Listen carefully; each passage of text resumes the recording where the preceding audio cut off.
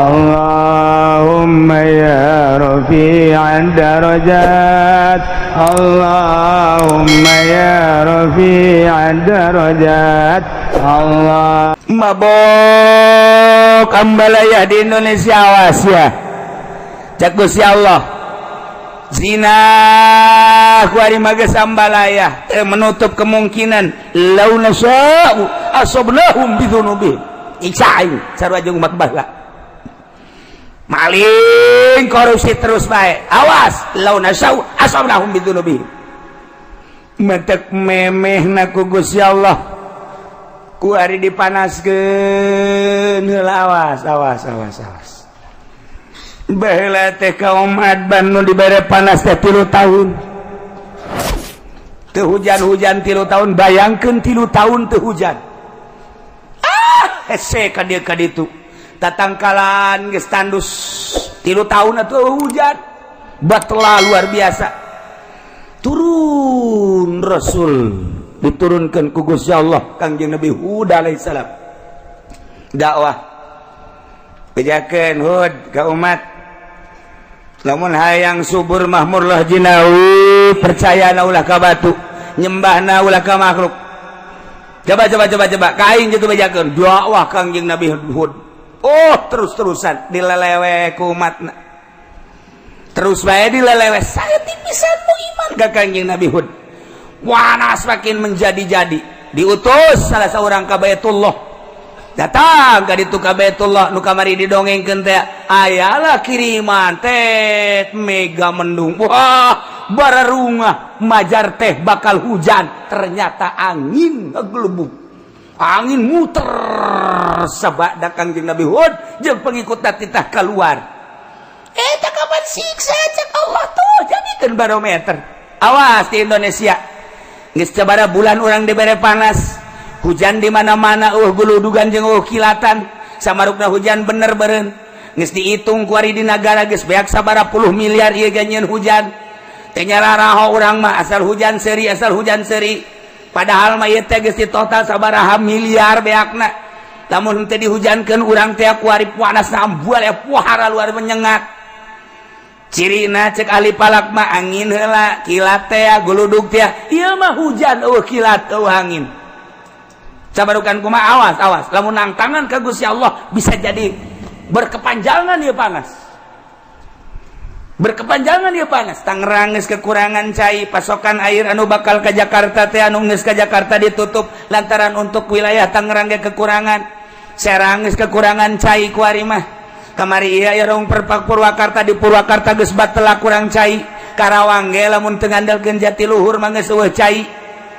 Allah maha kawasan ke kumaha meureun ke sanajan aya Jatiluhur wallahu alam ngan tetep bae urang ngadoa mah tetep ngadoa bae ngan ieu disiksa mah babari jasa teu puguh teu karuh sadane macet siksa teh Allah da kumaha coba ieu terus urang ka Jawa Tengah ka ditu kurang moga informasi di Yogyakarta geus parah jasa we cai.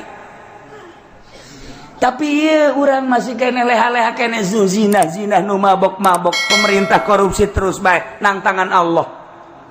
Awas berkepanjangan ieu keur ditegor ku Gusti Allah. Awas. Mendak lobakeun lah istighfar ka Gusti Allah Subhanahu wa taala. Awalam yahdi apakah can jelas lilladzina yarithuna al-arda ka jelema nu nyicingan bumi. Ieu nu mantak Gusti Allah teh make bahasana yarisunal arba make yarisu matina warasa yarisu eta makan ngawaris aya ngawaris mah berarti kapan aya nu diwaris lamun bapa ngawariskeun ka anak aya anak eueuh anak mah meureunanan ka incu lamun incu anak eueuh aya meureun dulurna mamang teh uwa teh nah eta ngaranna ngawaris ieu ge ku bangkawara amat sia cicing di alam dunia nananyieun Allah sia ngawaris ka umat nu baheula zina sia ge kunaon zina deui bae nu baheula mabok sia kuari kunaon mabok nu baheula maling sia kuari kunaon maling mantap make bahasana yarisunal ardo. Pohara lamun dibongkar sakalimat na Al-Quran urang mangkat bulu dikiekeun dikitukeun urang mah ieu macaanna bae ge kuari ge sararese ngadengikeun ge cangkeul padahal mah kurang kumaha kopi geus ngarokok geus bubur geus segala wuduk segala tetep bae ku ngadengenakeun cangkel geus deuleu deui ka jam bangun dek demo teh ka aing sia aduh Gusti Allah aku ento ngeta mun boga janji meureun deuleu deui jam ieu janji aing jeung jahe tuh ieu bahasa yarisuna sia cicing neruskeun lalakon umat nu baheula dizina disiksa umat nu baheula mabok disiksa ku Gusti Allah umat nu baheula maling disiksa ku Gusti Allah umat nu baheula kafir disiksa ku Gusti Allah awas sia ngawaris nu baheula sarua sia ge ku aing disiksa deui geus kasaksian ku urang kamari ieu tsunami beuh 200.000 manusia sahina jasa mobil single yang imah bangunan single lenceng asahina jasa kabeh ge dunia jeung manusia seusina asahina urang neuleuh tsunami gempa Yogyakarta tsunami Pangandaran gempa Sukabumi Gunung Galunggung Yogyakarta gunung deui kuari ke batuk-batuk bae gunung deui sarua bae teguran ti Gusti Allah ieu teh ulah kejadian alam sakumaha nu kamari caritakeun ieu teh teguran ti Gusti Allah kuari panas teguran ti Gusti Allah ayo sia Presiden Jokowi nek merubah tentang perekonomian sia nek beralih nu tadina Amerika kuari dek diasupkeun Hong Kong Cina kuari sia dek diasupkeun Cina kuari berangkat ya negara teh ayo sia Amerika tetap baik terus mendesak Cina geus diasupkeun ka urang geus dibuka lebar-lebar asup ka urang sementara jeung Amerika ge can selesai dolar ditaekeun ku Amerika tina 9 naik 10 naik 11 naik 12 naik 13 kuari geus 13,9 geus 14 ayo sia udag-udagan jeung aing berangkat sia Cina cek Amerika perang Cina jeung Amerika di negara urang ti perekonomian urang mah teh naon kok jadi kos kieu sih kok jadi kos kieu sih kok beusi meuli 2.000 ngajual buru 1.000 kok beusi meuli 3.000 dijual 2.000 atuh ieu mah bebeakan ka kolor-kolor ieu mah lain gulung tiker gulung bale ieu mah tuh cina kumaha aja bae perang urang teh nyaho bangsa Indonesia mah kulantaran bodoh atuh seuseurean mah bodoh orang Indonesia mah teu nyahoana naon ieu teh keur perang Cina jeung Amerika di bidang perekonomian kulantaran perekonomian jadi tombaknya tolak ukurna perpolitikan teh jalan perpolitikan di urang teh teu stabil deuk kabangun kumaha lamun perekonomianna macet kuari Cina kakarak dibuka asuplah ka urang produksi encan Amerika dikatukangkeun sedangkeun bahan baku beelianana kudu make dolar taekeun sia ku aing kaudag moal ku sia sementara hitung-hitungan anak ahli ekonomi di urang teh encan mampu kos kieu keberadaan anak nek kumaha sedangkeun jelema nyeun pabrik di depan eta teh make duit negara sekian triliun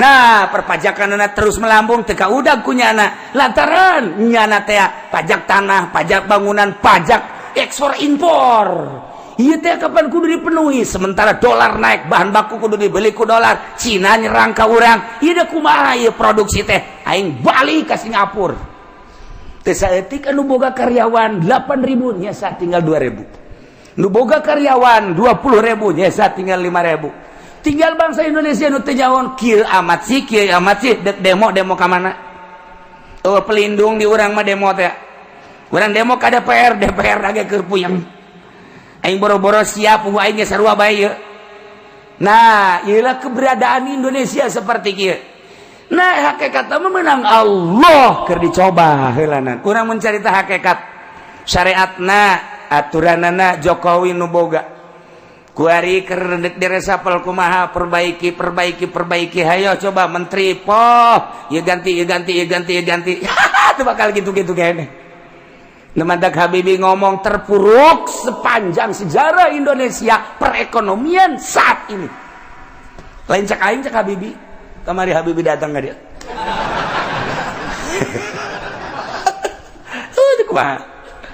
Nah ieu keur carita keberadaan negara.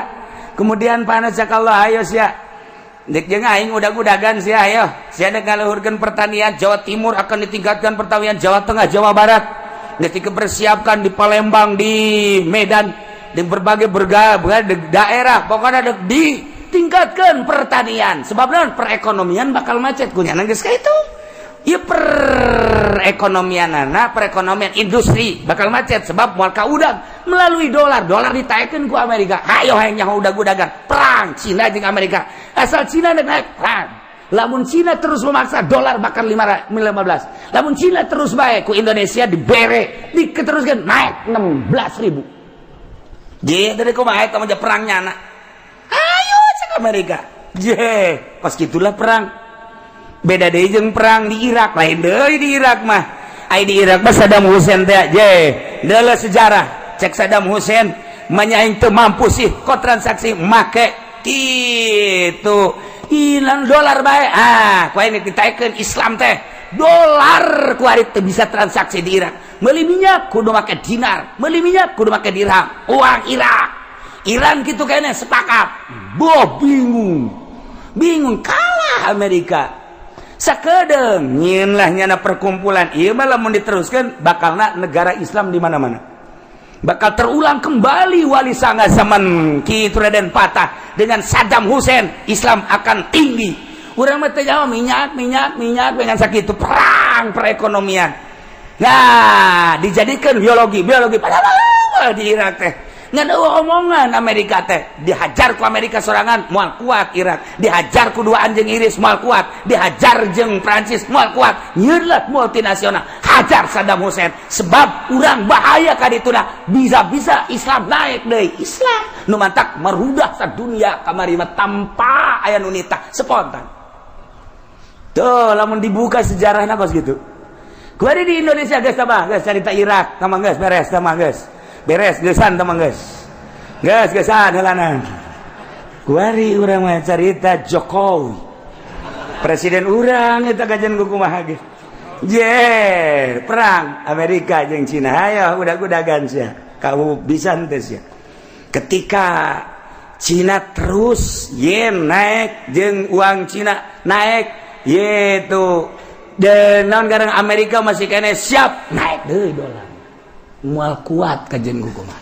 Nu mantap cik Jokowi urang kuari mah beralih ka pertanian. Urang siapkeun pertanian. Wah, geus disiapkeun nya ge geus boga pemikiran. Ieu moal kuat. Ngudag dolar Amerika teh moal kuat. Geus urang kana pertanian. Cak Allah lain kitu titah ibadah atuh ka aing. Jas sia ngandelkeun pertanian teh ngandelkeun hujan, panaskeun ku aing sia. Lain titah ibadah nang udag-udagan. Bejakeun para ulama nu sekeliling mengelilingi Jokowi. Kita ibadah ka Gusti Allah kitu masyarakat. Ulah udag-udagan yang kekawasan Allah. Lamun dipanaskeun, panas anu luar biasa. Deuleu India, deuleu Pakistan, brek tarawae. Di tropis tinggal tropis. Allah Maha segala-galanya. Awalam yahdi. Apakah teu jelas ka jelema anu seakan-akan mempusakai bumi? Cicing teh nyana jadi warisan dianggap pusaka. Bisukna cicing imah-imah sangeunahna bae sabada dirusak ahlina nu baheula. Encan jelas Allahuna sya'u. Lamun teh mah kaula ngersakeun asobnahum kaula ge bakal ngeunaan ka manehna siksa ku sebab dosa-dosa nawas. Wa natba'u ala qulubihim fahum la yasma'un. Kaula nu agung teh geus ngelak geus ngecap geus nyeplok kana hate-hatena jelema nu berheula. Manan manehanna teu iman teh manan manehanana teu percaya ajuku kaula disiksa ajunya nanah teu daekeun ngadenge kana piwuruk-piwuruk si mata daburin ngan sakadar didengekeun dipikir henteu sakadar ngadengekeun dilaksanakeun henteu akhirna jadi guguyon siksa ku aing tah jelema-jelema nu baraheula teh nu mantak disiksa teh teu percaya ka aing hatena ku aing geus dicap diceplok disetampal geus moal iman kulantaran buang kawarah jasa. teu menutup kemungkinan anu ngawariskan taneuh nu baraheula di urang zaman Bung Karno Masya Allah menyatus desa Bang sampai Merauke. Bung Karno mah menyatukan umat, musyawarah jeung para penggede jeung para inohong tokoh-tokoh masyarakat, berbagai lapisanana politikus, ekonomi jeung ahli agamana, kiai diajak musyawarah, yuk urang nyatu nya hiji dari Sabang sampai Merauke, istimewana Bung Karno. Tapi ku hari berpecah belah. Ku hari ge kapan geus hampir memaksakeun sebenarnya per provinsi. Kulantaran naon asah teu kagero ku hari. Lamun Aceh ku hari geus memecahkeun diri, Papua geus hayang misahkeun diri. Kemudian Banten ge Banten selenting-selentinganan geus hayang misahkeun diri. Kulantaran naon eta? Teu kagero permasalahan anana. Teu kagero geus dijieun otonomi daerah ku hari mah tuh. Pelaksanaan pembangunan kumaha sadaerah-sadaerahna pemasukan gede hebat berendaerah pasukan letik berarti saya-ayana dilaksanakan di otonomi daerah, tapi tetap baik otonomi tinggal otonomi, jalan mah tetap berenjul baik. Dia kumaha deui atuh, dia kumaha deui. Oh, horenganan sistem nu aya di urang anu teu bagus, atawa manusia-manusiana geus boho kana sistem nu aya. Geus kudu dikumahakeun. Ieu mah keur nyaritakeun kebangkrutan urang. Diceplok ku Allah, komo lamun datang ke lain sekedar mabok, lain sekedar zinah, lain sekedar korupsi, bahkan manehanana kufur teu percaya ka Allah. Ieu diceplok ku Gusti Allah. Asal geus kararitu deulekeun cak Allah, law nasya'u asabnahum bidzunubihim, siksa ku aing teu menutup kemungkinan cara umat nu baheula. Jaga ku urang tina siksa Allah, urangna babalik ka Gusti Allah Subhanahu wa ta'ala. Tilkal quratuh, kampung tuh, negara tuh, kota allati maradzikruha nu geus dicaritakeun tadi geus kaliwat. Naqussu alaika, kaula nu agung nyaritakeun ka anjeun ya Muhammad, he Muhammad, min ambaiha, tina caritaan-caritaan eta negara tuh dele. Ketika di Irak bangkawarah manusia setelah Kangjeng Nabi Adam turun di India, kemudian anak baranakan Kangjeng Nabi Adam teh, kemudian tas Kangjeng Nabi Adam Kangjeng Nabi Idris di Irak, dilanjutkan ku Kangjeng Nabi Nuh alaihis. Tilkal quratuh, kampung Irak tuh, negara Irak Utara. Dijitulah Kangjeng Nabi Nuh dilahirkan, didinyalah Kangjeng Nabi Nuh dakwah di tengah-tengah masyarakat anu luar biasa biadabna. Didinya maling, didinya zina, saha nu gagah, saha nu menang teu percaya bahwa langit bumi nangieun Allah. Kangjeng Nabi Nuh diutus titah iman ka Allah disengsarikeun. 950 tahun Kangjeng Nabi Nuh, umurna 1000 tahun, 950 tahun eueuh nu iman eta dakwah. Ya Allah ya Rabbi, urang mah nyeun pondok kakarak 5 tahun eueuh nu mondok bae geus frustasi. Urang dakwah eueuh nu ngadengekeun bae geus frustasi. Deule Kangjeng Nabi Nuh 950 tahun eueuh ngan Kangjeng Nabi Nuh mah terus bae tabah, diusir bala Kangjeng Nabi Nuh. Tidinya instruksi Gusti Allah nyeun kapal Kangjeng Nabi Nuh disareng-sarikeun no aya nyeun kapal mah deket laut, lain di tengah-tengah negara. Sia mawana ka ditu kumaha jeung leumpangna kumaha, kapal mah ayana di laut. Cek Kangjeng Nabi Nuh kulama instruksi ti Gusti Allah lah udah sok Allah-Allahan edan sia mah Nuh geus teu dianggap, tapi tetep bae Kangjeng Nabi Nuh terus kesimpulan nama Nuh, awas ieu umat geus disiksa.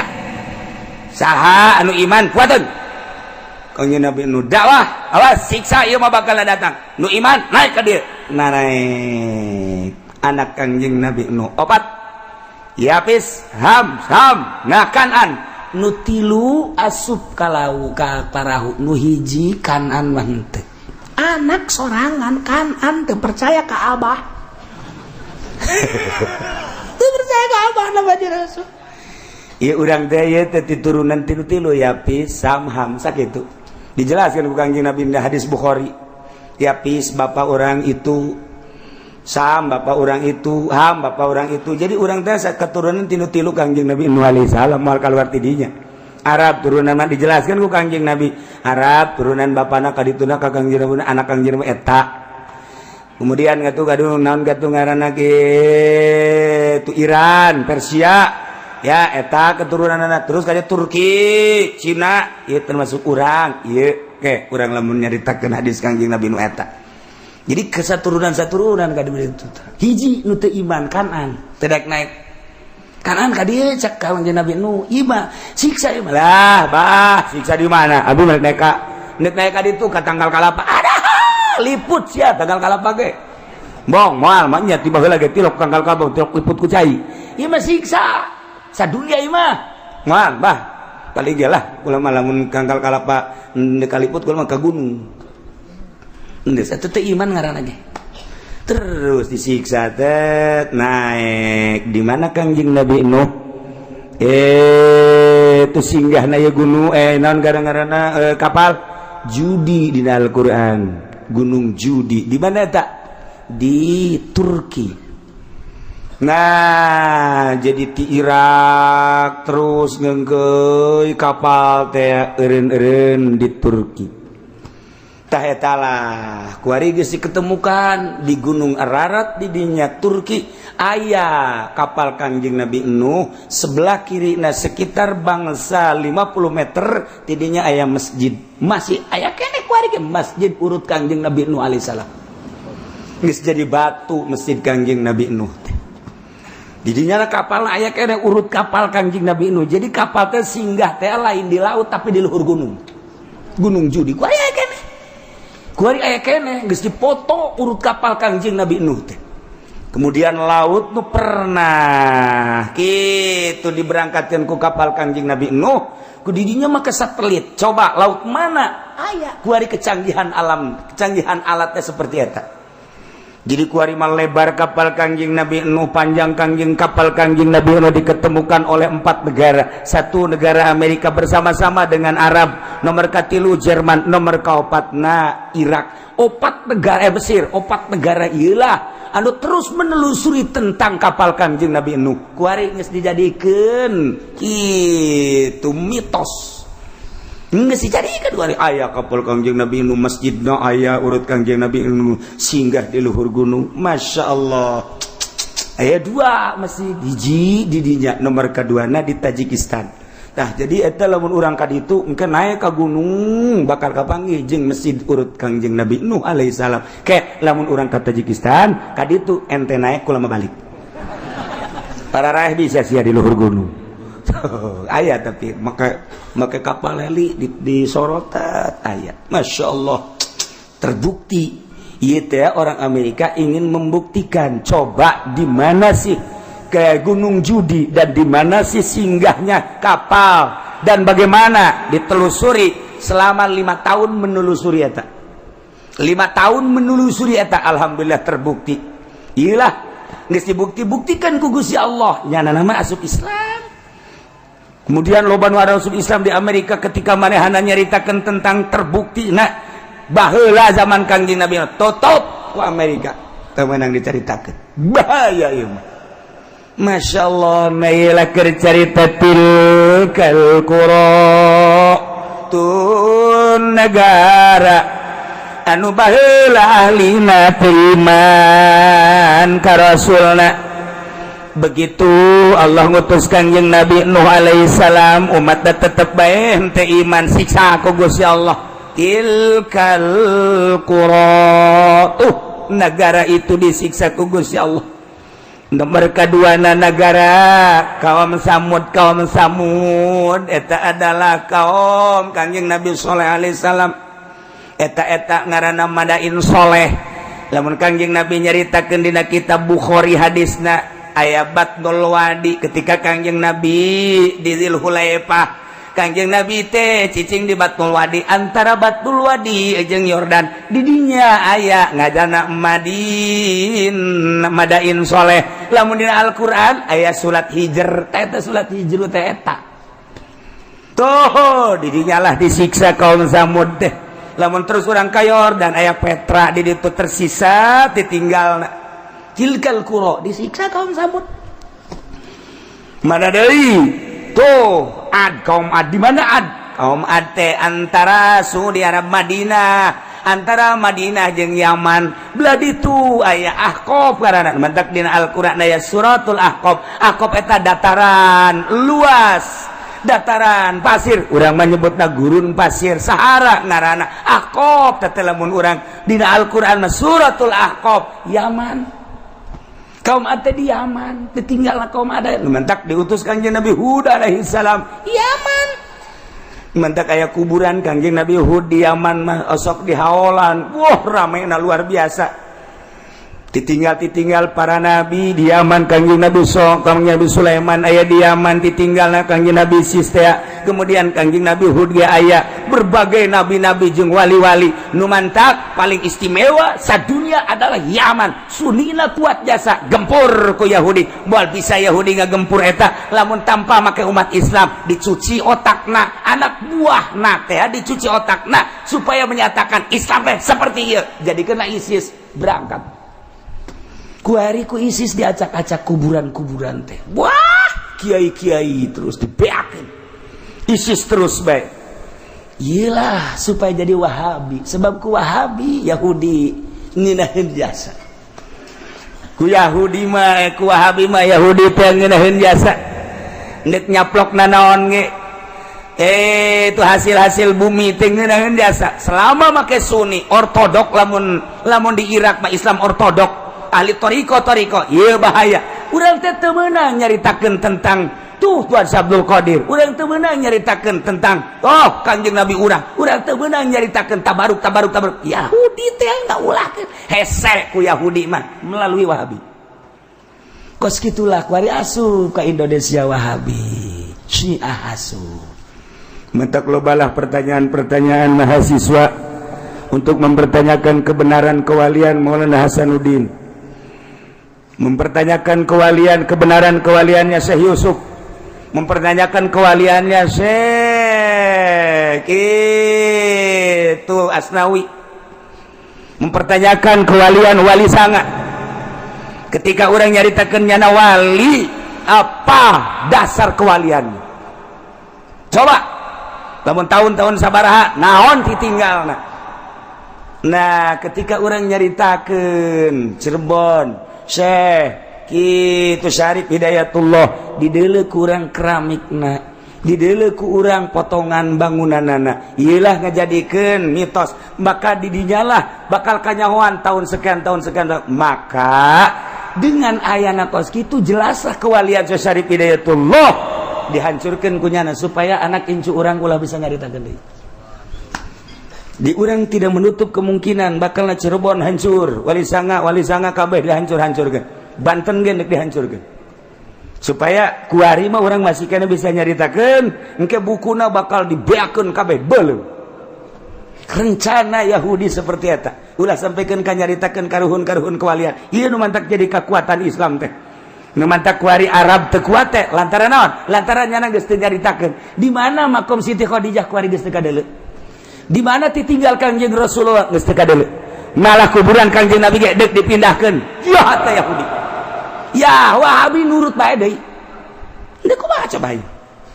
Nah, mantak kuari digempur memeh Mekah jeung Madinah. Kanjeng Nabi nu bakal diacak-acak engke Yaman heula sebab di Yaman lah loba ditinggal ahli sunnah wal jamaah nabi-nabi. Irak geus hancur, kuari Yaman dihancurkeun. Engke terus tas Yaman bejana ka Indonesia. Moncongna geus dikieukeun tah. Di Australia moncong geus dikieukeun. Tepat Cikupa. Geus diukur ku nyana. Dikacikupakeun bae ka janceukna aya citra. Aya anu ngabisiki, coba cenah ka puri ulah puri mah eueuh teh puri mah. Puri mah aman eueuh nu zina nu mabok. Eueuh di dinya mah. Aya ge anu eta doang ngesian 50. Tak iya di urang teh geus di berbagai sektor di luhur geus dieusi ku Wahabi pun hayang nyaho. Di kepemimpinan Jokowi ieulah kadeuleu rapuhna nu mantak dipaksakeun lah NU dengan Agil Sirot kudu naik nih sadajan sabaraha miliar kudu bae urang lamun nyaritakeun kitu bakal ngabukakeun tentang keberadaan Indonesia kunaon sih bisa memaksakeun aya bergaining jeung ieu jeung ieu jeung ieu sebab naon keur memperjuangkeun kewahabian jeung kesyiahan dicaritakeun soge maksudna kumaha hati-hati ka hareupna lain lalaga dieu mah terus dipaksakeun padahal mah NU mah lain kos kitu kuduna atuh tipe NU mah lain kos kitu kudu tawadu kuari ge tawadu ngan tawaduna kuari mah tawarna duit jadi lain tawadu asli nah ieu kuduna aslina NU mah tawadu DP kok kuari main kos kitu lain sekedar lain nyaritakeun tentang keaiban NU tetapi keberadaan NU seperti etalah dipaksakeun kajen ku kumaha ge sebab naon aya nu diperjuangkeun di tubuh pemerintahan supaya sunni ieu rusak dihancurkeun lalaunan wow leuwih jeli ahli-ahli Allah amanta kabib lutfi gideg bae Habib Habib saja anu nyarahun gide kumaha kaharepna ai kula mangan sakadar lah atuh nyaritakeun keberadaan kos kieu bae sakadar supaya nyaho bae abeh urang hati-hati anak urang pasantren-pasantrenkeun si hade abeh engke tetep bae kuat perang masalah geus wih cenah kieu perang masalah dia perang paeh teu perang paeh kieu ulah kitu cenah kieu kula can kawin-kawin heula sia deula saya mikiran kitu bae sih mikiran hulu nu leutik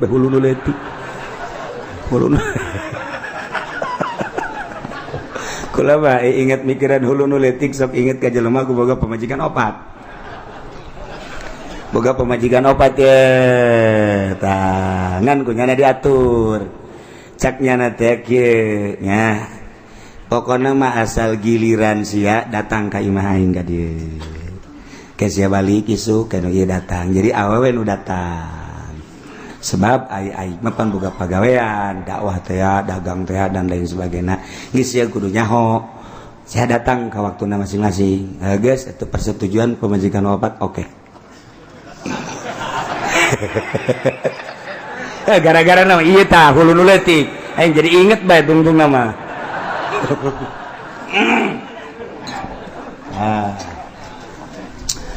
geus kitu paringana barang peuting teh pan nu datang ieu penting ieu ku cari telepon ge teu datang geus kajeun lah penting ieu teu datang ge penting kadua giliran nu anu biasana nu kadua ieu teu datang deui bae sial aing pargel kitu datang cek nya teh nu katilu ge teu datang deui bae majikan nu kaopat bebereun datang ieu teu datang deui bae masyaallah cek nya isi kunaon kieu teh opatna baru datang hiji-hiji aja salarial jasa aja langsung nyono pas nu ngariung di lembur eta nu ngariung kebeneran nyana titah nyambut nyana dulur-dulur sadaya geus esi nyambut na manusia ngan nyana nyelipkeun urusan nyana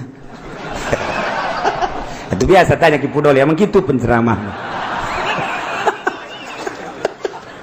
nyana nyelapkeun urusan nyana cak nyana teh kula mah urusan sambutan mah geus beres ye nya ngan ieu mah kieu saeutik mah dulur horenganan eta pamajikan ngaladenan salaki ganjaranana sarua jeung ngabunuh Yahudi 70 lamun pamajikan ngaladenan salaki berarti sarua jeung jihad fisabilillah ngabunuh pamajikan 70 beuh eta lamun sakali lamun salila hirup berarti alajur kabeh Yahudi ieu mah keur carita gede jasa ganjaranana eta pamajikan wafat ngadengekeun BKB di majah nya orang gede teh ganjaranna geus we balik ka imah tah pamajikan datang Assalamualaikum Waalaikumsalam ye dia datang ye naon kula mah kabita ngadenge tadi kakak nyarita cek cenah ieu 70 cek nya ganjaranna atuh ayo rasa sarere beres lah kula mah lantaran ieu mah tuh geus beres kula balik ya geus sabodo teh balik mah balik teu kebal datang deui nu hiji deui Waalaikumsalam naon ya kade tadi kula ngadenge cenah 70 sarojeng mehan Yahudi heuh bener atuh kula mah lah ieu mah hitung-hitung jihad bae hayo geus beres nu kadua nuka dua balik nuka tilu datang le Assalamualaikum aya naon ieu penting-penting ada kula ngadenge tadi kabita ajaknya na sarua aja ngabunuh 70 Yahudi kula ge hayang hayu atuh ayo berangkat deui beres eta nuka opa dipaksakeun ku nyana aju ngomong jaknya na bah horeng lain Yahudi nu pae aing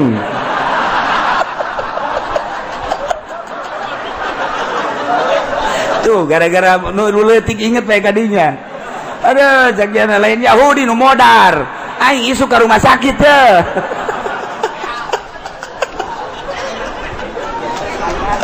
Masya Allah karena geus teu kudu obat-obat hiji bae urang nu teratur ngan lamun hiji kurang ya dua lah masalah lah gitu. Ngan nu teratur rasa penting dihijikeun gitu atuh teu mah modarnya na tuh Masya Allah tilkal qura itu negara-negara nu tadi dicaritakeun teh aku kaula dicaritakeun ka anjeun Muhammad tina caritaan-caritaan ahlina itu tadi Kangjeng Nabi Nuh kemudian itu Kangjeng Nabi Soleh kemudian Kangjeng Nabi Hud umat tadi siksa al-Aqab nah etalah Kangjeng Nabi Lut Yordan terus ke belah itu orang endek gitu ke mana ke arah gitu Palestina didinya antara Yordan jeung Palestina didinya teh naik kadinya tah eta teh aya tanah anu dibalikeun ku Gusti Allah handap jadi luhur-luhur jadi handap tandus hideung ku ari ge teu bisa didatangan panas nu dipager ku negara Yordan eta Kangjeng Nabi umat Kangjeng Nabi Lut umatna siksa mantap Kangjeng Nabi Lut na disalamatkeun ku Gusti Allah ti Yordan teh tinggal lompat ka Palestina salamat Kangjeng Nabi Lut ngan pamajikanana korban tuh lamun urang nyaritakeun tentang hidayah Kangjeng Nabi Nuh anakna teh iman Kangjeng Nabi Lut pamajikan teh iman Kangjeng Nabi urang mamangna teh iman Kangjeng Nabi Ibrahim bapana sorangan teh iman ya Allah ya Rabb mahal hidayah tilkal qura negara-negara nu tadi dicaritakeun Muhammad ku kaula dicaritakeun ka anjeun tina caritaan-caritaan tentang ahlina anu bangkawara teu nurut ka Rasul siksa teu menutup kemungkinan umat setelah eta ge mun teu nurut ka aturan-aturan Rasulullah disiksa Indonesia geus sabaraha kali disiksa nuta tadina Jawa nuta tadina Banten jeung Sumatera ngahiji kuari jadi pisah lantaran Gunung Merapi jadilah Selat Sunda di dinya teh eta teh siksa terus datang ka dieu ka mau tsunami teh anu mun kurang kuari eta teh siksa Masya Allah karim geus sabaraha ieu urang jutaan manusia nu tersiksa kok teu dijadikeun barometer teu dijadikan ibrah si ku urang teh apakah can jelas gitu umat nu baheula disiksa tanyakeun ku ari nu Batak Tasikmalaya Galunggung disiksa tanyakeun kunaon eta kredit ditanyakeun kredit eta ahli-ahli kredit teh urang dinya urang kitu rancapaku terus urang kadinya kredit nu mantap eta kamari ieu kitu Padang eta Padang teh dibelebeskeun ku Gusti Allah datang ka kuari wallahu alam kumaha gunung nimpah negara eta datang ka kuari sabaraha ribu manusia kunaon eta tanyakeun Padang emang kumaha gitu Padang ya Allah ya Rabbi eta nu mantak Aceh disunamikeun di Aceh kunaon ganja nu luar biasa dikirim ke unggal negara lewat Merak lewat Singapura dan lain ganja datang ka kuari nu ngaran ganja di non gitu ngaranna di dinya di Aceh jadi sorangan Masya Allah nu mantap kuari urang lamun dahar di Padang sing hade ngeunah keberesna tunduh eta teh make ganja eta lina lawar jadi persediaan biasa jadi makanan biasa orang di Padang di Aceh di ditu mah urang mun namu ka Aceh lamun urang teu ngarti ka agama ketika masak di ganjaan nikmat di daharna teu kebal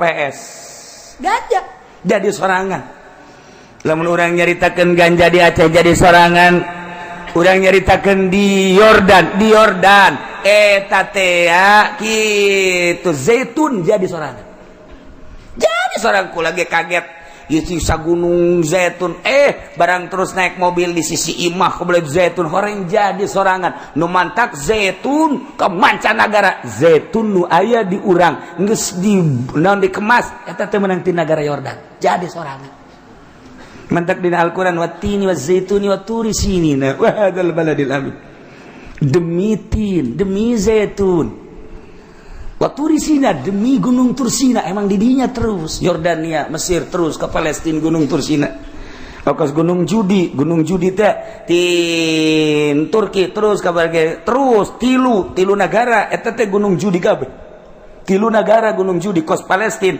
kos Tursina eta urang di Yordan Mesir terus ke Palestina terus eta ngaranna gunung Tursina kabeh Judi sarua bae itunya Tajikistan etanya gunung Judi didinya Turki gunung tilu negara Afghanistan terus kan itu eta gunung Judi kabeh Masya Allah urang mah mau nyaritakeun gunung santri salah hiji urang gunung Karang eta loba gunung Karang tapi nu kanyahoana mah nu gedena bae kos kitulah di urang mah di luar negeri bang tuh gunung tilu negara Urang kula nanyakeun mana ieu gunung Tursina sugan kula mah cara gunung santri horenganan ada kuno cek kana Tursina masyaallah kula nanya tak ka gaibna ieu mana gunung Tursina gunung Tursina cek kana hada kullu Tursina kabeh Tursina teh di dieu datang Yordania Mesir terus ka ditu Palestina hada kullu Tursina cek kula teh ieu mah aing lain etan aing ditanyakeun gae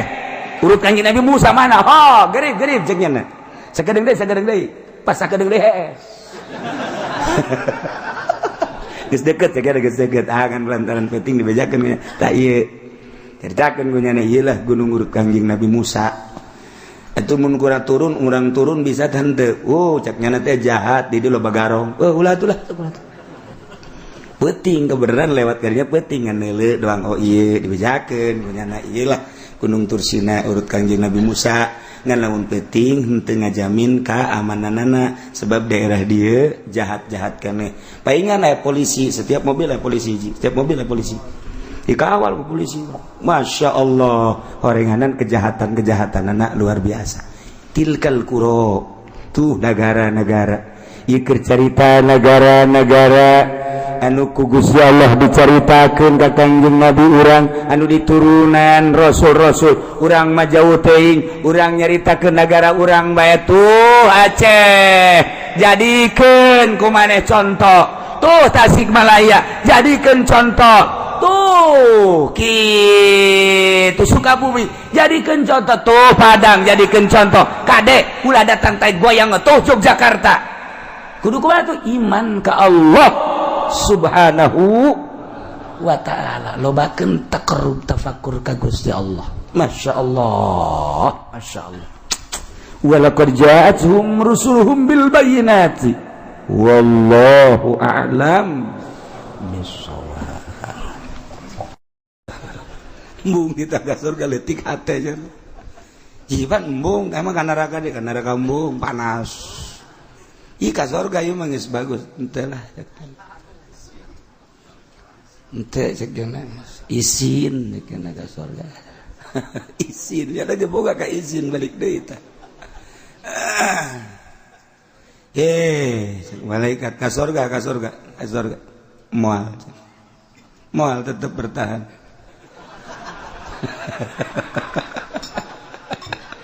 kita ka surga embungnya izin aing cek jana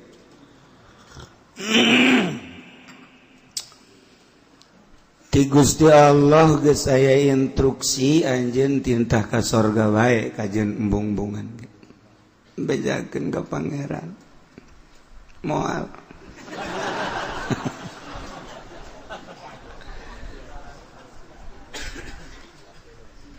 cak Allah malaikat tanya nu mantak teu daek ka sorga kunaon tanya ku cenah cak Allah cenah ieu ditanya nu mantak embung ka surga kunaon jakeun atuh nu mantak embung ka surga pasti geus pinuh di surga nyana meureun pikiranana bangsa Puri Jaya gitu Alam Sutra bangsa gitu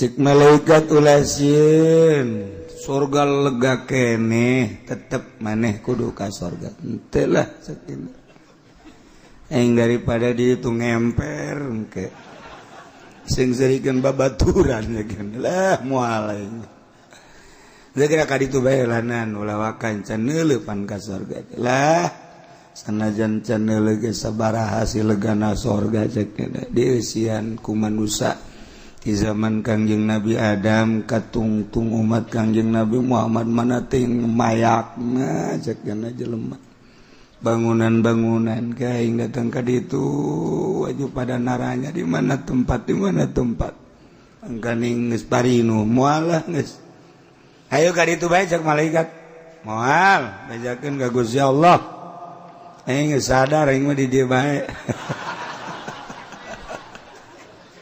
pohara teh jelema urang mana eta urang pondok eta ya Allah masya Allah ayo datang bae ka ditu datang enta tapi ku malaikat digiring datang ka lawang surga tuh di cekin aja lega kene bejakeun malaikat nyana ridhoen tah henteu lamun dibere pangtungtungna nyana nu asup ka sorga bakal dibere sagede langit jeung bumi luasna saluas langit jeung bumi bakal dibikeun ka nyana ridhoen tah teu bejakeun nyana langsung brak bae sujud Gusti gede teuing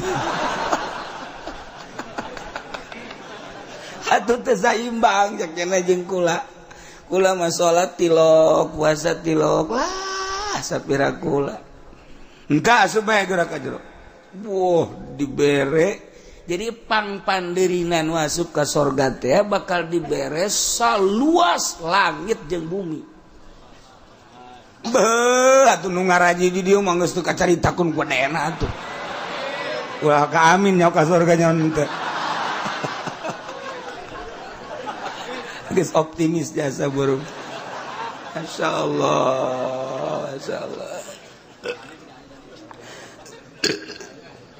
nu mantak ulah murtad baheula komo datang ka kafir musyrik na'udzubillah min zalik wa min zalik ieu murtad ieu tah mantak kurang dibahas lalaunan tentang murtad naon ai murtad teh ridah cek lugat ma arruju' an syai' ila ghairihi babalik tina hiji perkara mengkol kanu sejen ngaranna ridah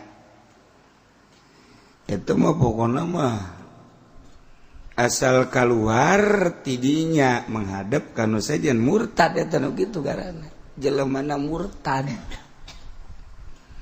tatadina nyana teh bogoh ka sarwiti urang Cikupa geus jang dipasini erek neruskeun cintana ka pelamunan kaserang tabatu dik dilanjut ke pelaminan belah dieuna nyana neuleuh deui ya si sarboah ada beda cenah ieu mah potonganana geus nyana indit ti sarwiti kuari neang sarboah jalinan nyana jeung nu anyar murtad eta itu murtad eta kos itu karena murtad mantak sarwiti teh salah si murtad sia alasan eta murtad cek lugot kos kitu cek bahasa narik tina asal keluar tina asal kanu kadua atau kadua naon bae eta keur carita bahasa ieu ngan ieu mah lain rek ngaji bahasa da rek ngaji teh ngaji syara. Ngaji bahasa mah mun urang deuk ka Arab karak urang ngaji bahasa. Mun deuk ka Amerika urang belajar bahasa Inggris. Yes jeung bae mah jeung no kudu nyaho. Minimal eta yes no. You hungry? Yes. Please it. Okay, yes. Tanya entah. Pasti tak bayar. No. Minimal 2 tak. Asal kita dahar yes, kita bayar no. Mual kebal di penjara tuh jalan. Orang deka Arab kudu belajar bahasa Arab. Deka Jawa atau bahasa Jawa. Orang mengkonon memang kudu bisa.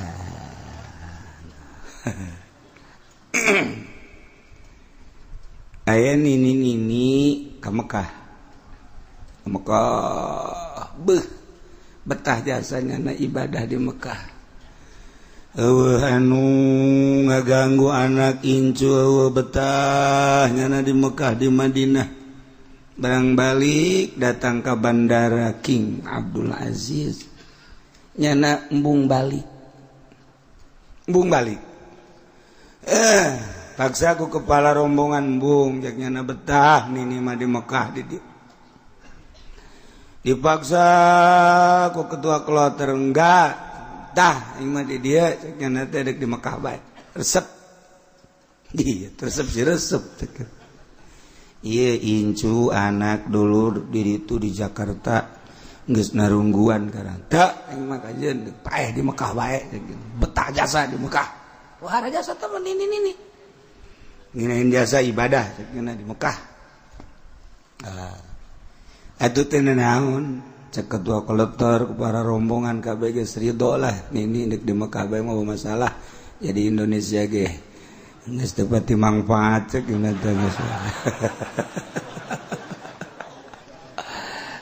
di Mekah teu naon sabodo bisa ini bahasa Arab henteu cek gimana teh. Nah balik dibikeun ke orang Arabnya eta kepala kolektor mau orang Arab Arab, tah, meren ini kasih tah. Emang, nyana kuda, kisah ada. Bung balik nyana kali itu ke Indonesia yang di dia baik. Wow, cak orang Arab lumayan ya. Parawan gen ini no problem cak. Maafi muskilah cak. Wah, tidak ada kesulitan guys, penting malah. Ceknya nanti bikang, wah, orang Arab bukan kos gitu. Oh, jelema mbege ditumpakan orang Arab. Tah, ini orang Arab dah. Sok, gerang ngomong kadinya. Barang ditanya, Isbuk, calang apa ini? Isbuk, calang apa ini? Isada, Majnun aja. Dicarikan ke orang Arab. Cek ini aing mah balik ke Indonesia lah. Balik aing balik. Emang orang teu bisa bahasa Arab aing riweuh ceknya. Tuh, teu bisa bahasa tadi mah betah jasa ceknya. Teu betah ke bangsa urang di penengah hijina. Barang ngomong jeung orang Arab teu betah kan. Bahkan cek kepala kloter dilalaga ku kepala kloter nini sing hade. Lain orang Arab doang kan bahasa Arabna engke nini lamun deuk maot malakal mautna kan bahasa Arab di dieu mah.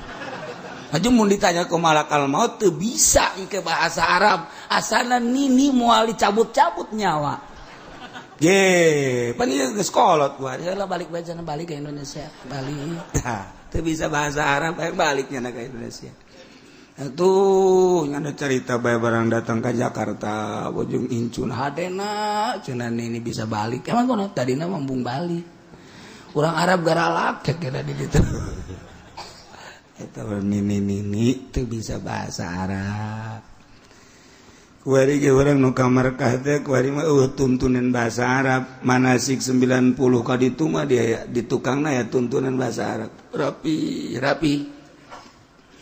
aju lalaunan diajar bahasa Arab ngeunah ku ari mah ngadaradak nanaonna ngadadak mantak tepat dinyaranaheun syarat rukunna munggah haji beda haji nu baheula mah barang balik ti Mekah teh ya jadi ngajagaan haji na pohara nu kuari mah masyaallah menang lulumpatan berjamaah di Masjidil Haram datang ke Indonesia no padahal mah imahna deukeut tiasa ka masjid kos musuh jeung masjid bung asup ka masjid teh bung ya Allah malah mah menang saminggu tatanggana aya anu nanggap jaipongan ngibing deui masyaallah ngibing deui antak barang ditanya sia kunaon ngibing deui lah aing mah di ditu nage gelut bae jeung urang Arab nganggo naon aing di ka masjid Panderi di gang teh tah jadi aing mah teu boga tempat di ditunya urang Arab galak geser cenah aing tilok anggeus salat ge cenah datang keur tahiyat geser nangtung bae aing mah geus ieu terkenal ku ari nyana haji geser ku ari terkenal di Indonesia ngaranna haji geser ya Allah orang Arab bisa dengan geser doang caksarama ngaran ridah teh qatul Islam biniyatin megatkeun Islam kalawan niat kufur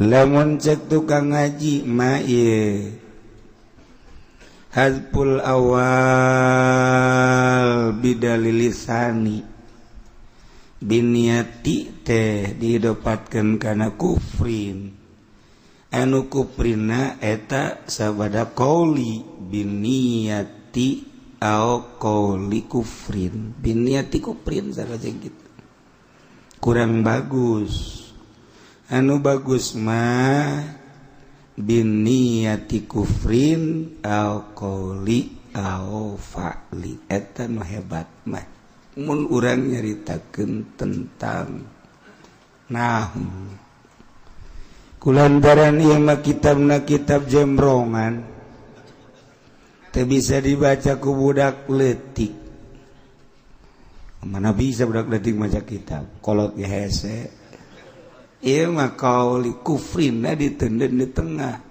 biniati eueuhan qauli kufrin ayaan fa'lin eueuhan deui jadi ngetes ka kiaina coba sia bisa tante coba ku aing diciclek kieu lamun biniatina eueuh kufrinan sarua jeung biniati kufrin jadi hazful awal lidalilisani au qauli kufrin aya paling eueuhan ieu mah hazful sani didililatil awal eta nu hebat mata sebab awalna aya kaduana pasti masih moal teh kitu jadi diayakeun duanana tanda lamun geus bisa nganyahokeun kos kitu berarti kiaina hebat geus ana hebat kahebatanna nangke dijual ka Golkar jadi geus laku nyana geus kuari mah jadi kiai partai hadena aing teu ka Golkar cenah kuari ka PDI atuh sawaun ge aduh kiai mah lain cenah lain kiai partai mah kiai NU dah NU ge sogok menyogok kuari kurang sedih kuari nela pemandangan NU dinten teh ge kultur urang teh kultur NU tetapi urang ningali muktamarna gerlut perebut naon meureun teh NU gerlut bae gerlut lamun NU na gelut atuh komo nu lain NU na perang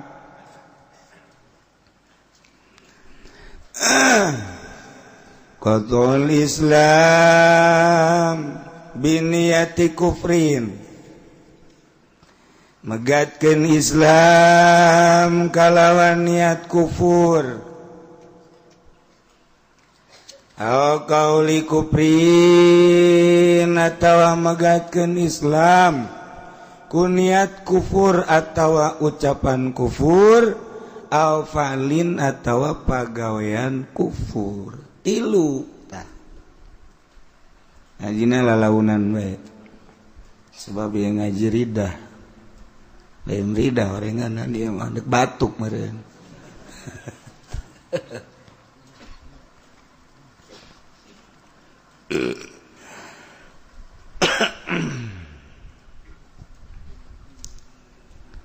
megatkeun Islam biniati kufrin kuniat kufur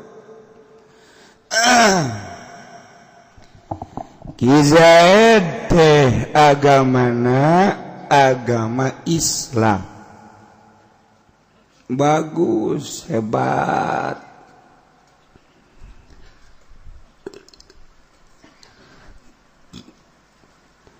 kuari Kizaid bergaul di negara atuh bergaul di negara mah sebab negara orang malai negara Islam negara demokrasi teu salah ngan inget asasna demokrasi mah lain asas Al-Qur'an lain asas agama asasna ialah asas materi jauh bertolak belakang antara Islam agama naon kitu syar'i yakni agama naon kitu negara syariat jeung negara demokrasi asasna jauh ieu mah asasna religi Islam syar'i mah agama syariat mah negara syar'i mah negara syariat mah tapi lamun demokrasi mah adalah materi jauh antara agama asasna jeung materi tapi di Indonesia bisa ngahiji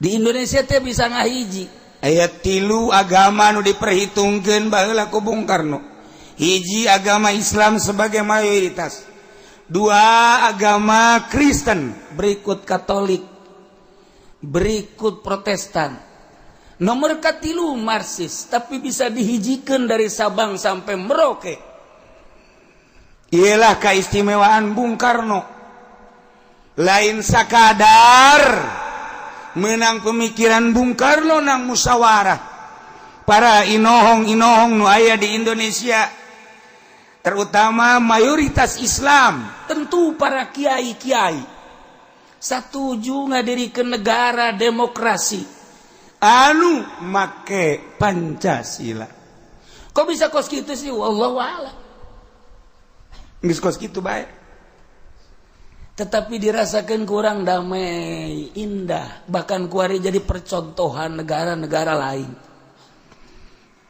jadi percontohan negara-negara lain kiai teh satuju lamun kuari negara Indonesia dirobah ku urang kuari jadi khalifah sangat setuju nah atuh kiai henteu ngarobah atuh hayu jeung aing perang sia lamun perang boga naon boro-boro ditembak ku hinis geus coplok sia kayakinanana namun endek urang ngarobah negara kayakinanana mantak pupuk di kuari lalaunan supaya satu saat orang dek ngarobah negara keyakinan orang geus luhur lamun keyakinan model kos orang kos kieu mah moal menang urang dek contoh keyakinan dia kurang kumaha harebatna nu aya di MPR kurang kumaha harebatna menteri kurang kumaha gubernur harebatna dina harti harebat teh aya sagala nu talar Quran kapan di MPR teh lain lalagaan mun nyaho menteri agama teh nu kamari ieu teh lain lalagan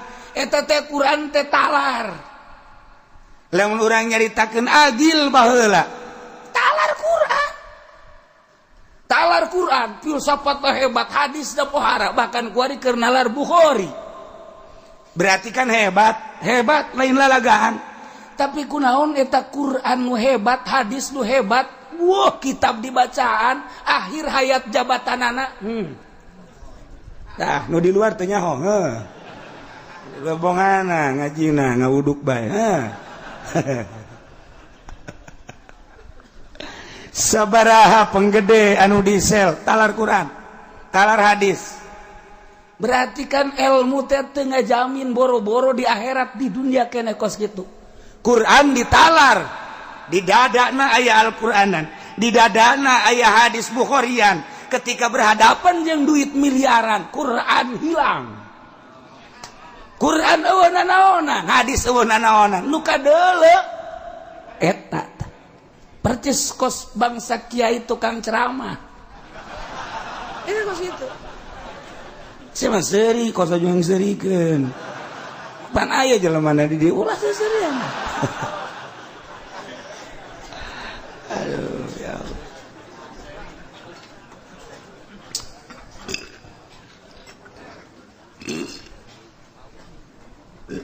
Nah, paingan cek abah ingat baik. Teka bita abah mangadenge jelema pinter. Teka bita abah mangadenge nu talar Quran. Teka bita. Ih pan. Masa sih abah teka bita cakate? Teka bita aja abah majina jelema palalin terjasa jo katalar Quran. Teu saya tika-tika aja. Ku lagi heran. Ajun kumaha nu kabita? Nu ikhlas. Tah lamun geus ikhlas kakara. Emang Bupati nu talar Quran, beuh, atuh komo nu pinter mah. Bupati Garut, aceng-aceng. Emang teu pinter lain lalagan, maca kitab na ngadorolang. Tetapi kapan nyana mondok, masa antren di teralis. Eta kan berarti. Tuh, mantap. Ulah kaget urang lamun nuluh kapinteran seseorang. Ulah kesima orang ngadenge bangsa dokterandes, ngadenge profesor, ngadenge doktor. Coba tes heula keikhlasanana. Lamun geus bisa ikhlas kakarak, urang bisa nyembah ka nyana. Tapi can ikhlas maning hitutan, brut beres. Nah, ulah tuh pinter ge ngajakan. Ya, negara Indonesia emang teu palalinter nu jengkel negara. Boh. Urang nyaritakeun hadis jana leuwih bisa, nyaritakeun ayat nyana di luar kepala, nyaritakeun politik pohara jasa, ekonomi lain lalagan. Tapi panambruk ke Indonesia. Negara lu terbesar di dunia korupsi. Alhamdulillahirabbil. Tuh anis nyebut alhamdulillah. Sakitu ku aing geus ditosran ge. Madak naon artina pinter atuh da gacak-gacak negara mah. Naon artina pinter atuh da ngacak-ngacak agama mah. Ye. Nu mantak ulah kaget di lembur aya dokterandes, aya sarjana, aya santri. Tamat SD ge teu. Santri mun ditanya sia sakola kelas berapa 3. Ya kenapa? Atuh teh boga ijazah henteu aing mah. Emang kunaon sia teu naik? Bayaranna make suluh keur ieu. Jadi ya santri lah. Iya dokterandes, sarjana, nu sejen aya. Wayang ngariung mah santri nu dipanggil. Sarjana ngamakmum kanyana. Al-Fatihah. Santri. Lah, cak sarjana teh emang sakitu doang ieu, cenah santri mah hayang ngariung doang. Je, soekeun sungu teh ku aing sia. Iya manfaat lah itu ya tuh santri, masya Allah. Ejeng nunyawan mah beda. Iya sarjana, iya doktor, iya santri, sarua tangarendeng. Nunyawan mah beda. Sinarna lain deh, sinar wajahna lain deh. Sebab aya ikhlas santri mah, santri gelen santri anu haju ka Golkar lain ieu mah. Pagong ka Golkar mah. Alhadin sawa teman. Nah, Zaid agamana Islam. Gaulnya na lantaran di Indonesia mah atuh kos kitu. Jadi aya Islam, aya Kristen, Protestan, Buddha, Yahudi ayalah di Indonesia mah. Gaul ku sebab gaul. caroplok keyakinan di jero lalaunan saeutik-saeutik ka bawah akhirna ka dituna ngomong nage geus lain deui. Agama itu ya sama saja baik-baik. Terus kabelah dituna tu bergaul bahasa nage milu ka Kristen milu terus setik kabelah ditunanya ngarenung gorenganannya di Islam nu hebat tidak perekonomian ningali anu baroga pabrik ke Kristen ningali nu boga perusahaan Kristen ningali anu mararaju usaha anu boga Indomaret dan lain sebagainya hampir mayoritas Kristen. Islam aja cakiana lah aing neuk ngazam asup Kristen bae lah ke bulan hareup mah wari keneh asup Kristen. Atau aing neuk niat asup Kristen harita keneh niat Kristen. Jadi niat kafir harita asup. Niat jadi Yahudi harita harita jadi. Masya Allah. Ya diniatan di jero hate teh deuk asup ka Kristen atau Katolik atau Protestan atau diengkekeun deui lah caknyana ke bulan hareup aing mah kakarak asup Kristen harita keneh ngan asup Kristen bae disate di neraka jahanam. Masya Allah. Ayo sing hade kuniat atau digantungkeun niatna ditaklukkeun lamun itu si Kristi daekeun ka aing aing ngasana deui awewe di dunia ngannyana doang ye teu budak buta atuh mata ceknya nama urang Lampung meureun sakitu parutihna gede adat datang kajana tuh kos gitu ngomong nage 1 juta bintang di langit satu yang bercahaya. Masya Allah. 1 juta gadis yang cantik hanya engkaulah yang kucinta. Wow, parah jasa. Sedangkan si Kristi mah agamana Kristen.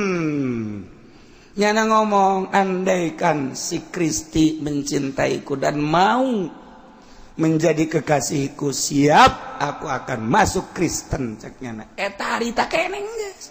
Daekeun teu daekeun eta nyana mah Kristen bae.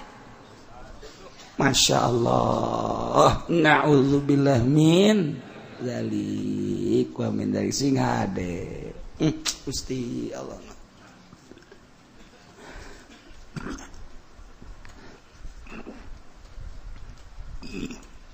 Ternyata di Indonesia tekudu sa Indonesia, Tangerang tekudu sa Tangerang, horenganan di sababara lembur aya anu ngudag-ngudag awewe kemudian awewe na Kristen nyana sisi lalaki asuka agama Kristen. Ya Allah, hanya demi sawah mencong.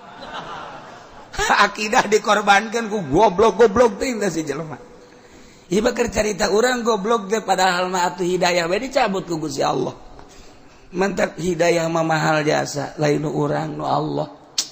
Urang lamun inget ka kibar siso, 500 santena ge nu bisa hiber. Tapi pannyana kabita ku seorang wanita, ya Allah ya Rabbi, zina, mabok, ngabunuh, maut, kafir. Mantap kula dibangga-bangga gagah jabatan harta termasuk ilmu nu Allah ketika dicabut bauna naon. Aye niat sing hade lempeng-lempeng mantap jaddidu imanakum bila ilaha illallah. Perbaharui iman ku ngucapkeun la ilaha illallah. Ulah eren-eren minimal maca la ilaha illallah ba'da salat 3. Jangwatan iman la ilaha illallah 3 balik. Tarik andapeun bujal 2 jari sampai ka ubun-ubun.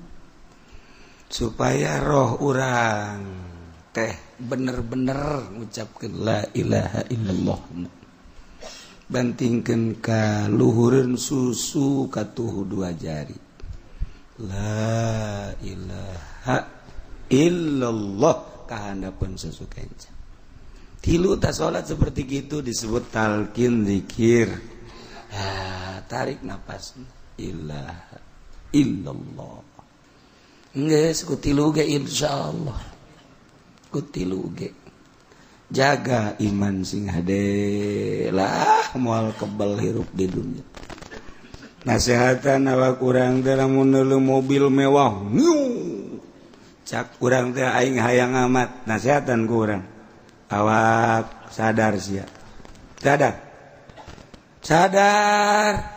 jasa najan sia teu sadar ge dek naon pake meulina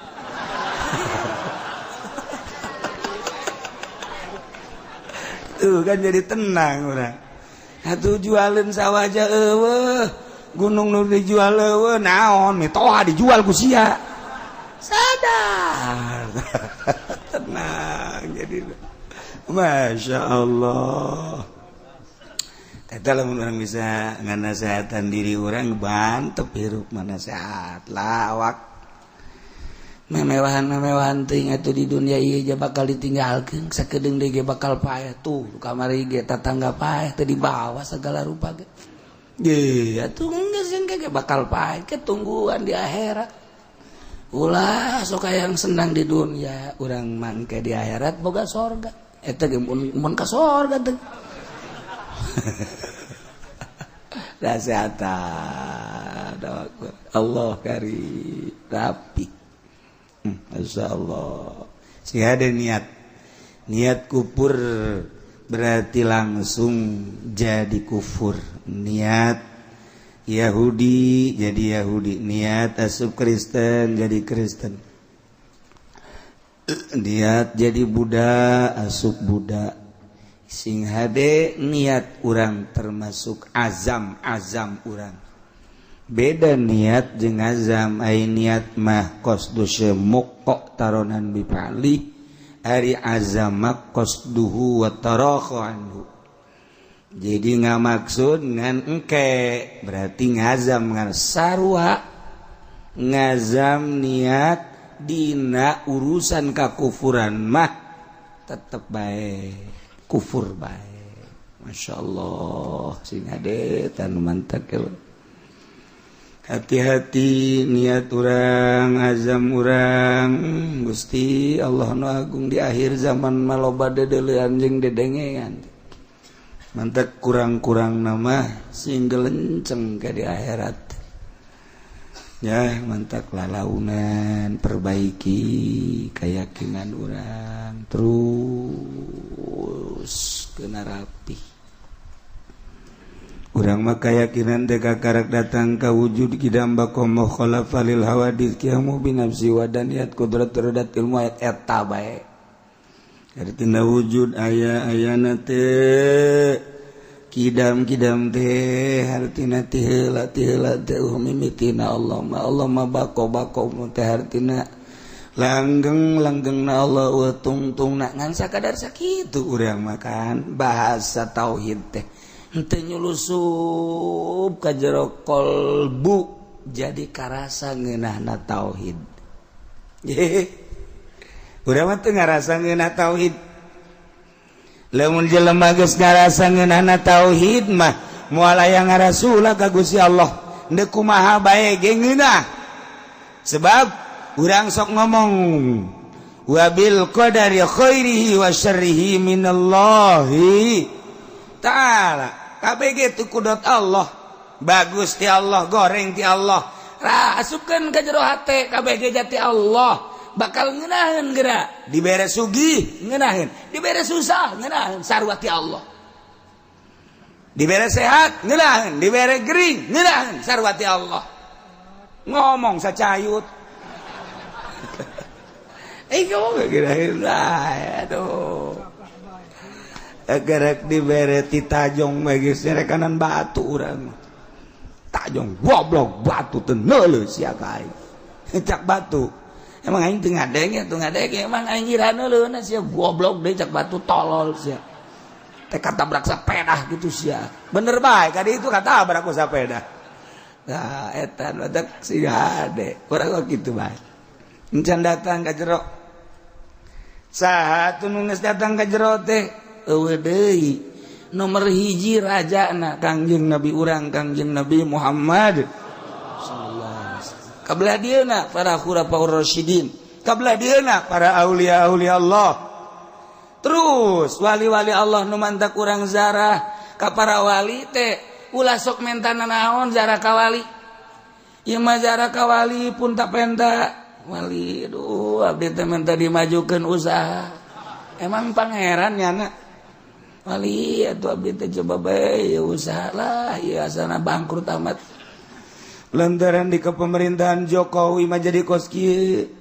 Dua perkara abdi menta wali hiji pajukeun abdi mun abdi teu maju Jokowi na jungkelkeun Gusti pan siapa kos kitu mentana da teh salah ulah kitu atuh geus bae mamenta Gusti abdi mamenta teh ka Gusti ieu zarah ka wali wali teh ahli Gusti anu geus bisa ibadah capretan abdi atuh Gusti kana ngeunana ibadah sakumaha ngeunana inu dizarahan ku abdi jana mah geus bisa tawakal nya mah bisa sabar nya mah bisa qanaah nya mah geus deukeut jeung Gusti abdi ge hayang cara manehanana tah zarah ka wali mah kos kitu jadi supaya urang teh bisa nuturkeun nyana mah zarah lah mau pemimpin zarahna ge kubloon deui pemimpin ayo kayak dipangmentakeun ka ditu kayak ditawasulkeun ku kula geus pokona hayang naon ge tulis bae geus dirinya tulis kula nu ngalaporkeun ngan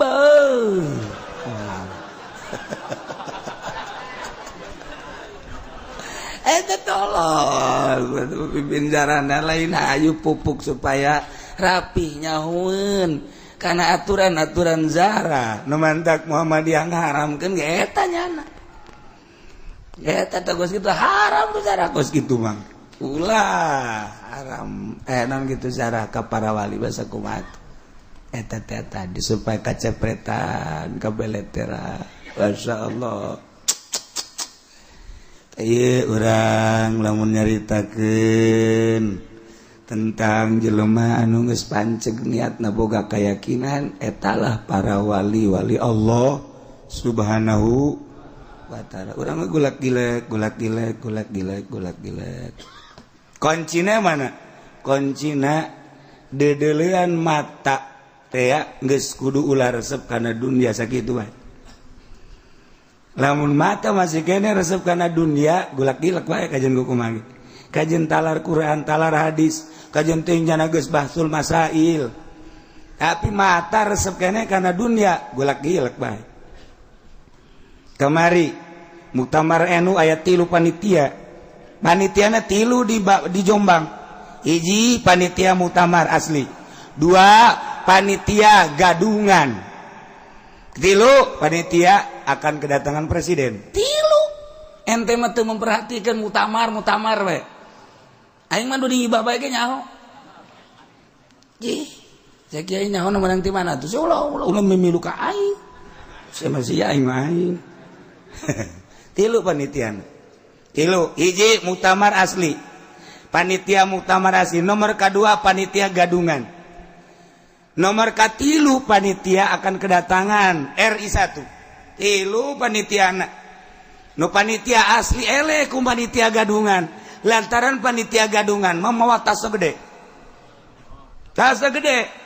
disatukankeun nyana aya tas kabeh kunyana didatangan siap ente aya nu dibere 50 juta aya nu dibere 30 juta saurang kiai kan jarago ngajina anu geus di otakna teh aya bahsul masailan Quran aya di otak hadis aya di otak tetapi hasilna 70% kiai narima kana pamere eta duit ukula dibejakeun sote geus hancur-hancuran ku ye emang kumaha gitu kadang kurang anu nyawan aing jeung siapa nyawan aing coba buktikan kiai nu merean duitna ngobrol jeung aing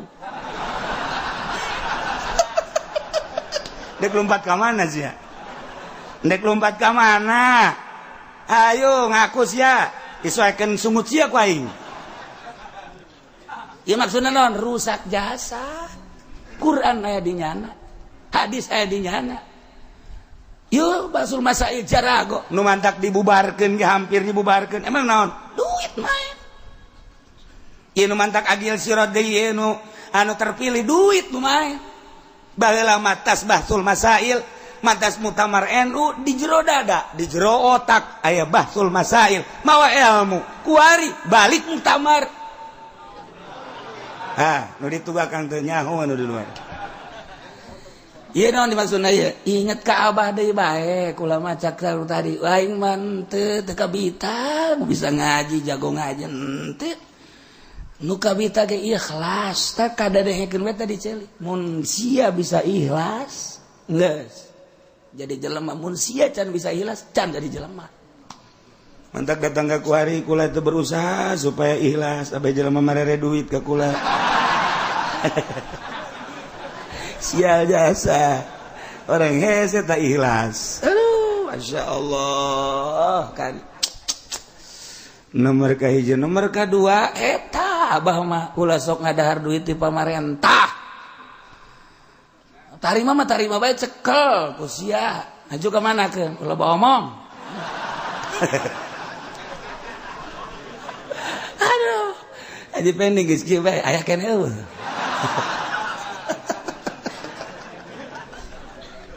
Ya kula ngabejakeun sote lain naon supaya ulah jadi rahasia agama abe maju. Urang jeung pamarentah ulah bendu. Jaloba kepentingan anu urang teh diuruskeun ku pamarentah. Nu ulah sote lain babarengan jeung pamarentahna, ja birokrasi moal kaluar ti pamarentah. Partai kaya di pamarentah, hayu dukung pamerena ulah dicokot. Cak kitu. Ulah kieu, ulah wah ekstrim jasa ka pamarentah. Ulah negara urang kan negara politik. Politik kan aya di pemerintah, anu ngajalankeun roda politik kan pemerintah. Jangan salah mah lain pamarentahna lain politikna, kiai nu narima duit di pemerintah. Eta nu salah nama. Lalu bawa ngomong pun tenang lah.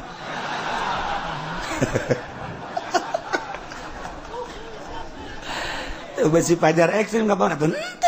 Numanta kula mah jeung lurah wararau, jeung camat wararau, jeung bupati lain bupati Tangerang bae, gubernur loba jasa nu wau, bahkan jelema nu di luhur ge nu dipunclot.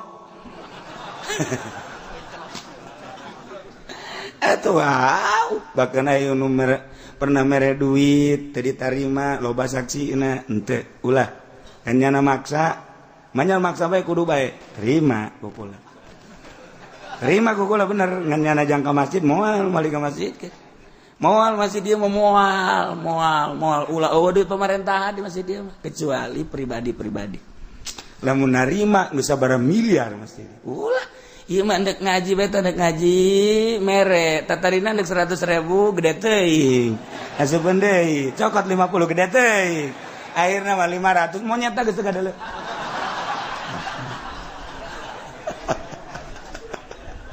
Tapi jadi baik. Nah, masyarakat di dia tadi dipaksa nyen masjid. Ulah, bisa nu ngomong teu ngeunaheun ulah didengekeun. Geus, nyana pelit ulah dipenta. Geus jadi mah masjid Allah, tapi ternyata di Cilongok mah masyaallah.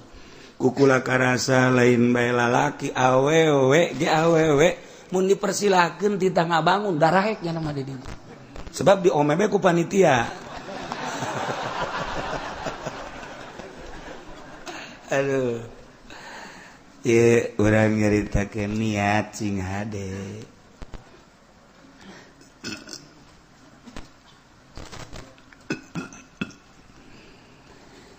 Jadi jelema anu geus bisa niatna mantep, hartina mantep boga kayakinan.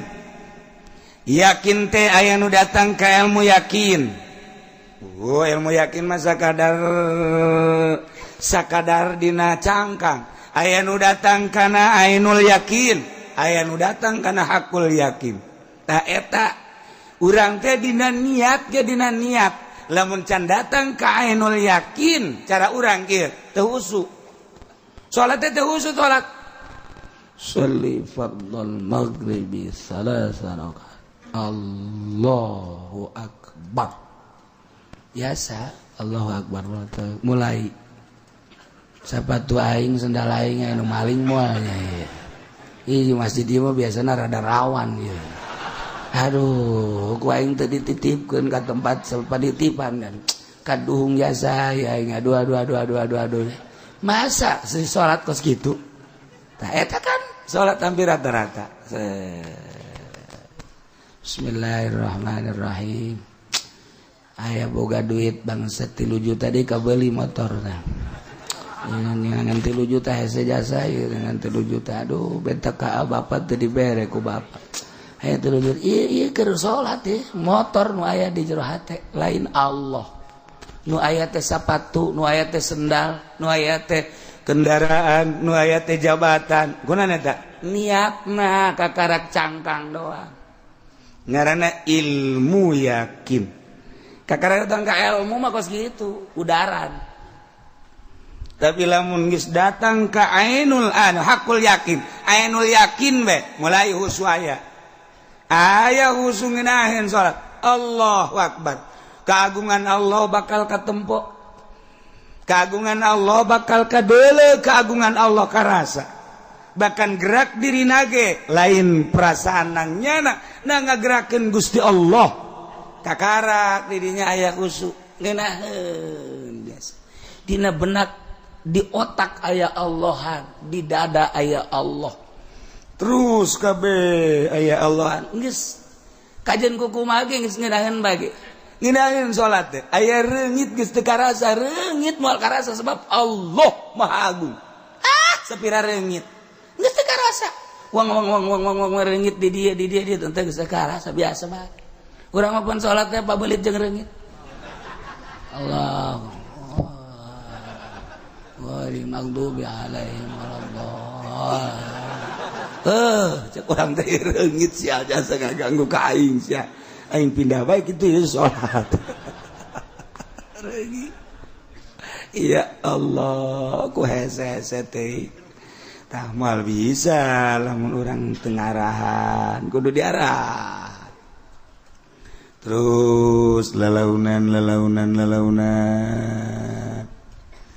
Ngan mual bisa datang kadinya sebab naon perpindahan nu diurus teh apa dek awak doang atuh urusan awak mah eta kitabna Riyad Takrifatul Muin eta jang urusan awak naik urang dek ngurusanana dek ngurusan kolbu atuh kudu pindah kitabna Kifayatul Azkiya Minhajul Abidin.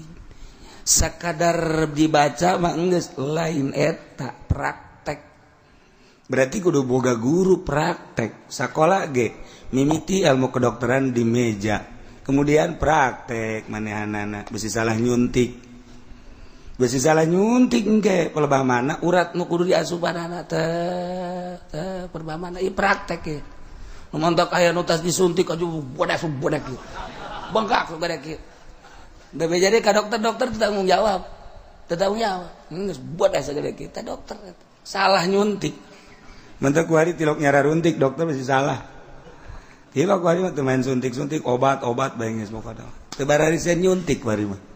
Baheula mah suntikanana jago jasa. Lamun urang deuleu Gusti Hasan bari peureum nya nama nyuntikna ge. Nongeng trek beres. Gusti Hasan kok gitu. Enaon ieu penyakitna? Iya cenah ceuli kala luar cule sia mah dibawa ka dieu.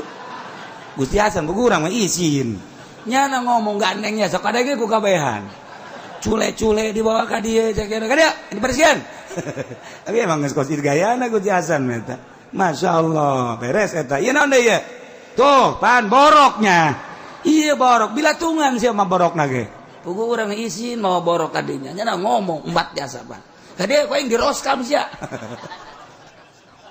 Aduh itu Gusti Hasan beres nongeng suntik tret beres nyana nyuntikna ge asal nongeng di urang ngaju bae ditotol trot tret beres bangun babarieun teh dokter kuari hese ka nyuntik hese ya Allah karim ieu urang geus boga ainul yakin mah ngeunah berarti kan guru-ngurusan hate berarti aya parantina kiai nujang ngurusan hate geus lamun jelema datang ka ngurusan awak bakalna kos kitu tingkahna ngomongna geus ngomongna ge ngomong awak bae ngomongna ge ngomong awak bae nyana mah lamun ngariung nu diomong-omongna kepentingan awak bae eta jauh bagus lah lamun diberkatkeun jang awak kan jauh mah jang awak eta jeung boluna sakalian jang awak pantakan nah wajib ke wajib kuateun bae eta mah garong ngaranna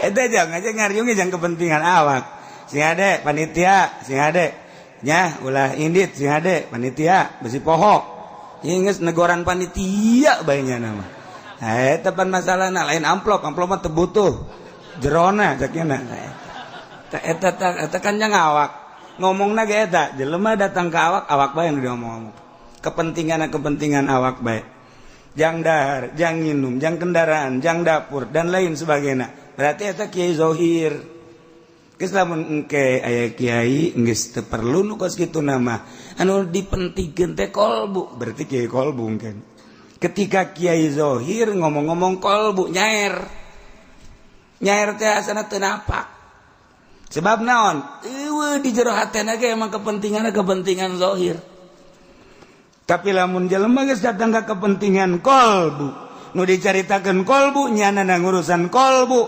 urang tersentuh bakalna sebab nyana teh anu di kolbu nyana dikaluarkeun ku nyana ngeunaheun ka urang nikmat gomo lamun jelema geus datang ka marifat di jero hate teh di jero jelema anu marifat loba caian cai eta teh loba bangawanan jalan cai kali sing kolocor di jero marifat mah cai marifat anu lir teu beda jeung cai nu aya di jero kolbu dikaluarkeunana melalui lisan ketika jelema marifat nyarita jelema teh milu mandi cai keur dikaluarkeun tiis mandi haju rapi sakali mandi 2 kali 3 kali rapi engke di lembur masing-masing nanya sia rapi amat sih mandi di mana lamun cara mandi betul di ditu aing mandi di curugan itu caina herang ngeunah tiis caina ge herang ya aing sering mandi ka tumun cara cai teh mah engke ge bawaan hayu herang jaheuh herang ye cai ngeunah marandi luis nah di benak ahli marifat aya cai nur ilahi ketika dikaluarkeun jelema mararandi tarariis ngeunaheun keur ngajina ge datang ka hes kunti istiis dan nundutan kasebahan uduk masalah teh sing kolocor cai masyaallah tapi lamun kiai zohir cai mah cai ngan butek kiru biasa saya tas mandi di mana di itu bangunna kadina rodek sia kadaleuna mana kadaleuna awas sia rebok amat teh teu herang teh aing tas mandi tapi teu herang sia ngajakan urang mandi teu hayang aing sia ge kos kitu mung teh ditaringgalkeun ku jelema Quran aya di nyana hadis aya di nyana tapi jelema eueuh nu daek intifa ngalap manfaat embung mandi nyana di dinya ku sebab naon sebab nyanana ngabutekeun hate eta bae sok baga pikir ku urang sok renungkeun bahasa-bahasa wali-wali Allah ketika geus herang jelema maneangan cai nu herang atuh teh sia ditu magahan ngaji heueuh teh tadina aya 200 sama jadi titahan kuari aya tinggal 3 jeung tihang aya tihang aya sabaraha tihang aya 2 berarti ngaji saurang atuh tiluan jeung tihang berarti nu ngaji saurang ulah disalahkeun masyarakat ulah disadekan jamaah diri soranganana kurang introspeksi ulah ngomong kieu-kieuina kunaonnya jelema teu daek ngararaji aing ka dinya kabur garoblok kurang dinya mah ih cak urang dinya siana goblok tungtung apa goblok ban lain ngaji hate nah ialah sigade biniyati kufrin, terjadilah pegat Islam yakni keluar ti agama Islam kusebab niat kufur. Masya Allah, na'udzubillah min zalik. Daya nu panjang mah bakalna qauli kufrin loba jasa mah bakalna ke insyaallah minggu hareup. Wallahu a'lam.